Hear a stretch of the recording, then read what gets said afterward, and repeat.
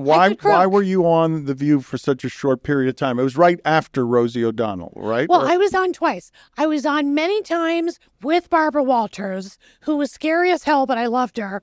And they offered me the job to co-host, and I didn't take it because I was making so much more money on the road. And I said to Barbara Walters, here's the math, because I don't want you to think I'm ungrateful. And she was still furious. But then they had me co-host countless times. And then I was on the day after the Rosie O'Donnell, Elizabeth Hasselbeck fight. And let me tell you. Bad timing. That was wild. And Barbara said to me, Kathy, no matter what you do, don't bring up Rosie and Elizabeth. I brought it up every 5 minutes. She was kicking me under the table. I have bruises to this day.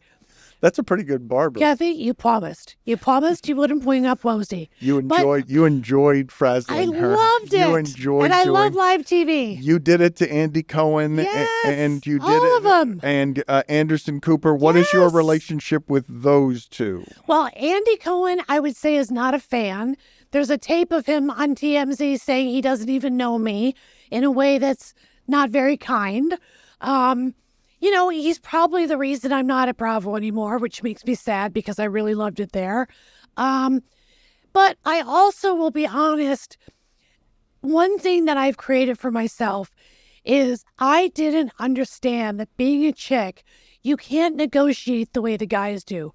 I would go to the head of the studio or network, including Jeff Zucker, who used to run CNN and NBC, and I would personally ask for a raise because my agents didn't want to piss him off. Years of,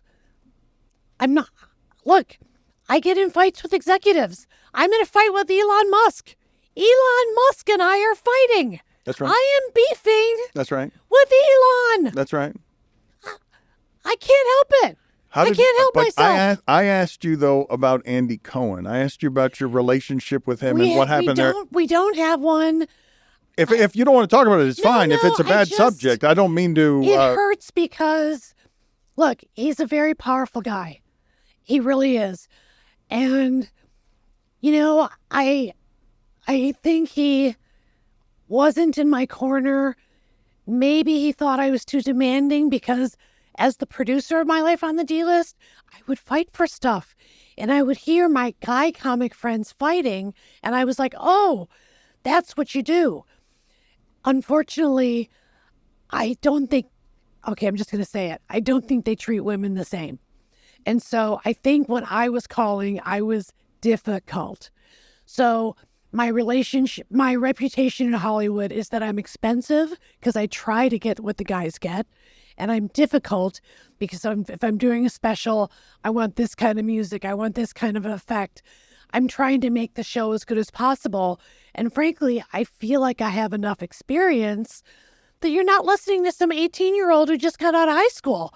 But that's probably why I have enemies, is part of it was me thinking, oh, these guys are tough.